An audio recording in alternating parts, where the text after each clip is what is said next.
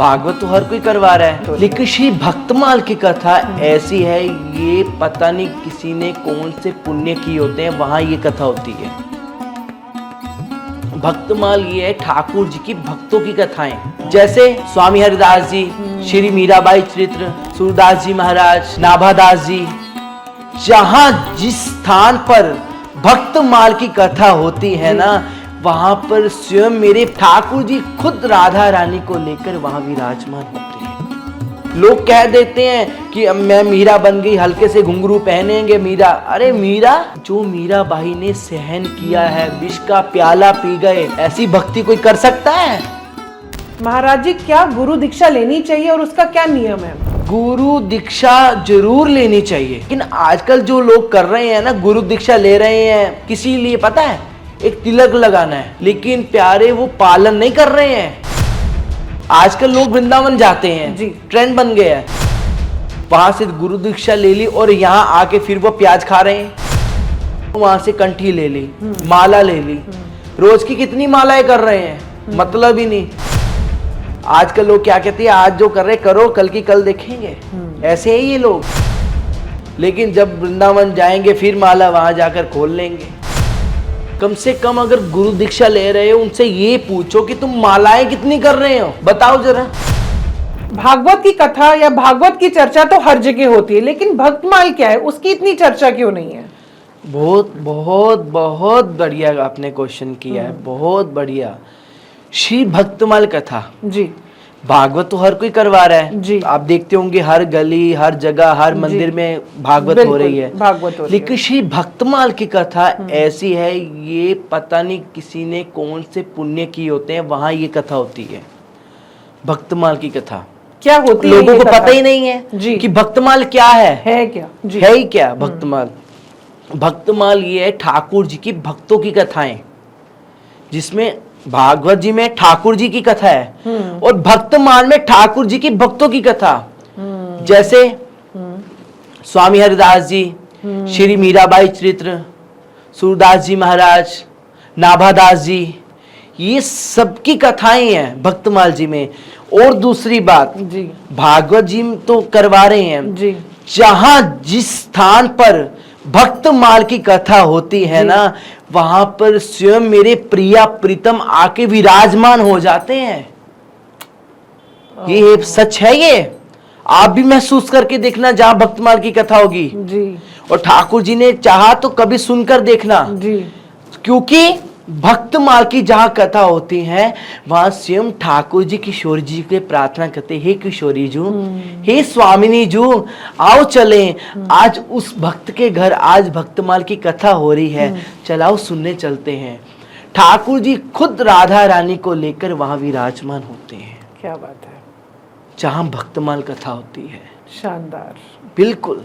क्यों ठाकुर जी खुद सुनने आते हैं कि मेरे भक्त ने क्या किया, इतने कष्ट। लोग कह देते हैं कि अब मैं मीरा बन गई, हल्के से घुंघरू पहनेंगे मीरा। अरे मीरा, जो मीरा बाई ने सहन किया है, विष का प्याला पी गए, जगन्नाथ जी का अमृत बनाकर, ठाकुर जी को अमृत बनाकर पी गई विष का प्याला, वो अमृत बन गया। ऐसी भक्ति कोई कर सकता है? हम कई बार देखते हैं, कहेंगे महाराज जी वो देखो मीरा आ गया। अरे कंपेयर मत करो, जी, वो भक्त थे। आज के युग में भक्त नहीं है ऐसे, और ना अभी मिले हैं। महाराज जी, क्या गुरु दीक्षा लेनी चाहिए और उसका क्या नियम है? बिल्कुल लेनी चाहिए। गुरु ही तो है जो हमें ठाकुर से मिलाते, गुरु ही तो है जो हमें शाम से मिलाते हैं। किनके गुरु नहीं थे?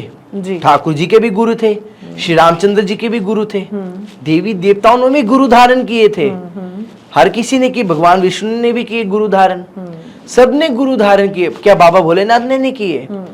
गुरु दीक्षा जरूर लेनी चाहिए, लेकिन आजकल जो लोग कर रहे हैं ना, गुरु दीक्षा ले रहे हैं किसी लिए पता है, एक तिलक लगाना है कि हमने गुरु दीक्षा, हम वृंदावन से दीक्षित हैं, लेकिन प्यारे वो पालन नहीं कर रहे हैं।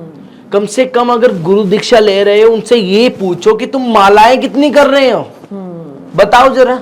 कितनी मालाएं कर रहे हो। आजकल लोग वृंदावन जाते हैं जी। ट्रेंड बन गया है, जाएंगे वहां जाकर गोस्वामी जी से मिलेंगे, किसी ना किसी से मिलेंगे और वहां से दीक्षा ले लेंगे, दीक्षा लेकर आएंगे, तिलक धारण करेंगे और ऐसे कहेंगे यार हमने गुरु दीक्षा ले ली है।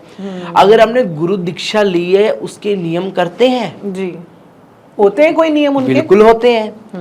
वहां से गुरु दीक्षा ले ली और यहाँ आके फिर वो प्याज खा रहे हैं, प्याज लहसुन का कर रहे हैं सेवन, कुछ ना कुछ बाहर का खा रहे हैं। गुरु दीक्षा लेने के बाद बाहर का एकदम वैष्णव खाना ही खाना चाहिए जो अलाउड है।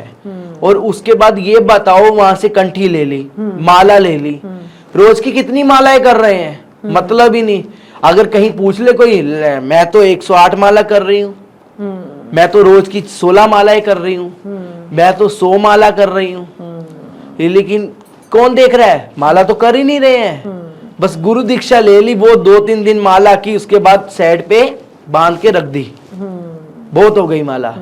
लेकिन जब वृंदावन जाएंगे फिर माला वहां जाकर खोल लेंगे।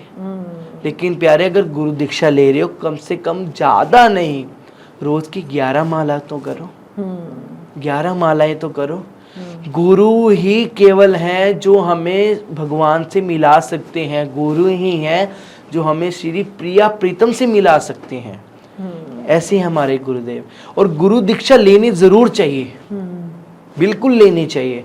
और जिन्होंने नहीं ली है हम उनको भी अपील करेंगे गुरु दीक्षा जरूर लें, लेकिन उसके बाद उसके नियम जो भी आपके गुरुदेव आपको नियम बताते हैं वो जरूर करें, वो फॉलो करने, बिल्कुल बिल्कुल फॉलो करने चाहिए। उसका नहीं तो अपराध भी होता है, दंड भी मिलता है। अब दंड की लोगों में तो दंड खत्म हो चुका है सोच में। आजकल लोग क्या कहते हैं, आज जो कर रहे करो, कल की कल देखेंगे, ऐसे ही ये लोग। बिल्कुल। लेकिन प्यारे ठाकुर जी सब देखते हैं। आपके घर में सीसीटीवी होंगे 3-4, उसमें देखते हो ना तो ठाकुर जी तो ऊपर सब देख रहे हैं एकदम, क्या कौन क्या कर रहा है। लोगों से झूठ बोल सकते हो लेकिन ठाकुर जी से नहीं बोल सकते हो, क्या कर रहे हैं क्या नहीं कर रहे।